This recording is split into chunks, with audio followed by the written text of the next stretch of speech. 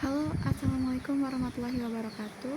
Sebelumnya perkenalkan, nama aku Elvira Putri Ramadan dengan NIM A1C224084. Baiklah, di sini saya akan menjelaskan materi kita, yaitu tentang bangun ruang vektor, yaitu lanjutan dari pemateri sebelumnya. Oke, sebelumnya ini teman-teman pasti sudah mengenal tentang ruang vektor Rn. Itu merupakan sekumpulan semua vektor yang memiliki n komponen bilangan real atau bilangan nyata. Misalkan R pangkat 1 itu merupakan garis bilangan atau vektor dengan satu komponen, misalnya 3. Dan R pangkat 2 itu merupakan bidang atau vektor dengan dua bilangan atau dua komponen, misalnya 2,3. Dan R3 itu berarti ruang 3 dimensi, misalnya 2, 3, 1 atau 2,1, 3 seperti itu. Oke, materi kita kali ini yaitu tentang span atau rentang. Nah, kalau teman-teman punya beberapa vektor di ruang N, misal V1, V2, V3 sampai Vr dengan R ruang N, maka rentang dari vektor-vektor itu adalah subruang atau bagian ruang dari R pangkat N atau ruang N. Artinya, semua kombinasi linear dari V1, V2, V3 sampai Vr yang tetap berada di ruang Rn atau ruang N. Rentang itu bisa jadi garis kalau satu arah, bidang kalau dua arah, atau bahkan seluruh Rn kalau vektor-vektornya cukup banyak dan tak bergantung satu sama lain. Oke, baiklah, di sini ada teorema nih tentang rentang. Teorema rentang itu ada dua. Yang pertama, himpunan W dari semua kombinasi linear V1, V2, V3 sampai Vr adalah subruang V. Nah, yang kedua yaitu W adalah subruang terkecil dari V yang mengandung V1, V2, V3 sampai Vr, dalam arti bahwa setiap subruang lain dalam V itu mengandung V1, V2, V3 sampai Vr harus mengandung W. Untuk lebih jelasnya, di sini saya akan menjelaskan satu contoh soal tentang rentang. Nah, misalkan nih ada contoh V1-nya itu 100. Nah, V2-nya itu 010 dan V3-nya itu 001. Rentangnya yaitu span atau rentangnya yaitu V1, V2, V3 atau ruang pangkat 3. Artinya dari kombinasi V1, V2, V3 itu kita dapat A100, B010 dan C001. Maka kalau kita sama dengankan gitu ya, berarti kan kita dapat nilai A, B, C dengan A-nya 1, B-nya 1, C-nya 1, maka dapat menjangkau seluruh bidang. Itu rentangnya. Oke, materi kita selanjutnya itu tentang kebebasan linear atau linear independence.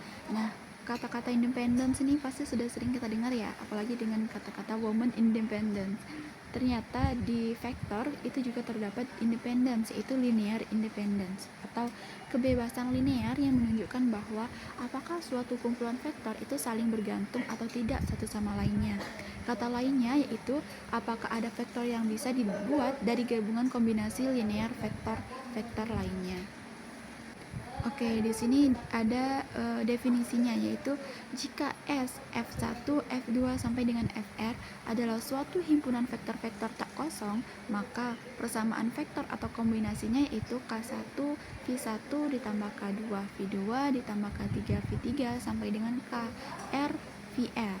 Ini mempunyai paling tidak hanya satu penyelesaian, yaitu misalkan K1-nya itu sama dengan 0, K2-nya sama dengan 0, sampai KR-nya itu sama dengan 0. Jadi hanya tepat satu penyelesaian, maka itu disebut dengan kebebasan linear. Nah, di kebebasan linear ini terdapat beberapa definisi yang harus kita tahu. Yang pertama, jika ini adalah satu-satunya penyelesaian, maka S disebut suatu himpunan yang bebas secara linear.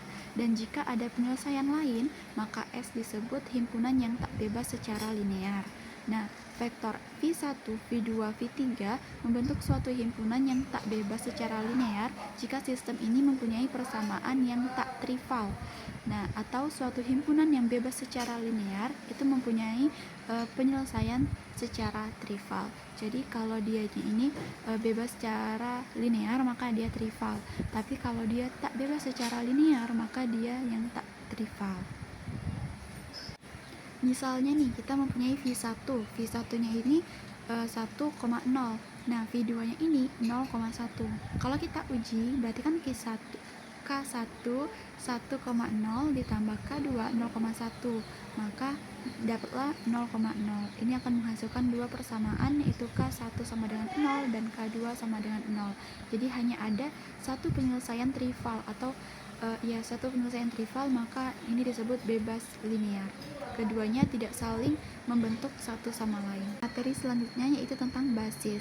Nah, secara umum basis ini merupakan kumpulan vektor yang cukup atau komplit untuk membangun semua vektor di ruang tersebut dan tidak berlebihan atau tidak ada yang bisa terbuat dari yang lainnya. Nah, di sini ada definisinya. Jika S sama dengan V1, V2 sampai dengan Vr adalah suatu himpunan vektor dalam ruang vektor V, maka S ini disebut basis dari V jika memenuhi dua syarat. Yang pertama, S bebas linear dan S merentang V. Sudah dijelaskan tadi kan sudah ada nih yang bebas linear itu apa. Jadi kalau S bebas linear itu maksudnya tidak ada vektor di S yang merupakan kombinasi linear dari vektor-vektor lain di S. Atau jika K1 V1 ditambah sampai dengan KR sampai VR itu sama dengan 0, hanya ada satu solusi yaitu K1 0, K2 0, K3 0, seperti itu.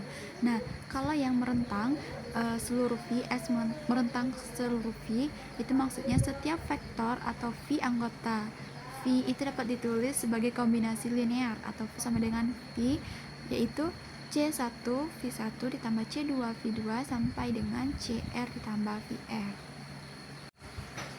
Oke, materi selanjutnya yaitu basis standar. Nah, basis standar ini merupakan basis yang kita dapat dengan cara membentuk koordinat vektor V yang relatif terhadap S. Atau basis standar ini merupakan basis yang paling sederhana dari ruang N, yaitu kumpulan yang masing-masing vektornya itu mempunyai komponen 1 dan sisanya itu adalah 0. Sebagai gambaran, misalkan contohnya terdapat E1 itu sama dengan 1,0,0,0 sampai dengan 0.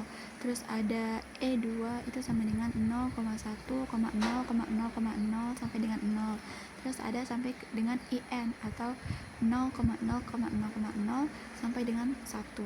Merupakan suatu basis standar untuk ruang N. Di sini kita dapat deskripsikan bahwa S-nya itu sama dengan E1, E2 sampai dengan EN, yang merupakan himpunan yang bebas secara linear dalam ruang N. Dibuktikan pula bahwa himpunan ini juga merentangkan Rn karena seberang vektor V itu sama dengan V1, V2 sampai dengan Vn dalam ruang N bisa dituliskan sebagai V sama dengan V1 E1 ditambah V2 E2 ditambah Vn sampai dengan Vn En. Jadi S adalah basis untuk ruang N yang bisa disebut juga dengan basis standar untuk ruang N. Kita dapatkan bahwa V sama dengan V1, V2 sampai dengan Vn relatif terhadap basis standar yaitu V1, V2 sampai dengan Vn.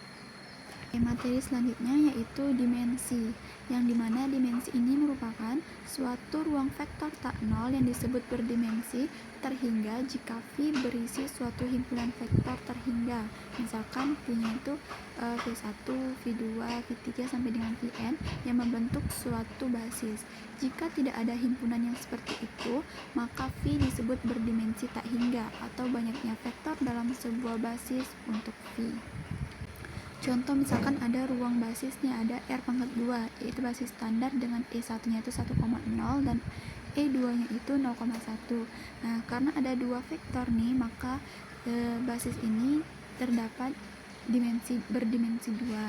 Nah, kalau misalkan ada vektornya itu dengan E1 nya 1,0,0, terus E2 nya 0,1,0 dan E3 nya 0,0,1.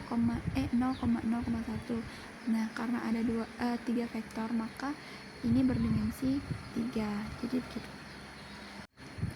Di sini juga ada teorema, yaitu jika V adalah suatu ruang vektor berdimensi terhingga dengan V1, V2 sampai dengan Vn adalah sebarang basis, maka yang pertama, Setiap himpunan dengan lebih dari n vektor adalah tak bebas atau secara linear.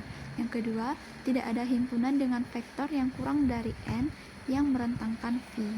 Nah, jadi itulah materi tentang basis, dimensi, dan rentang. Selanjutnya, untuk contoh soal akan dijelaskan oleh pemateri berikutnya.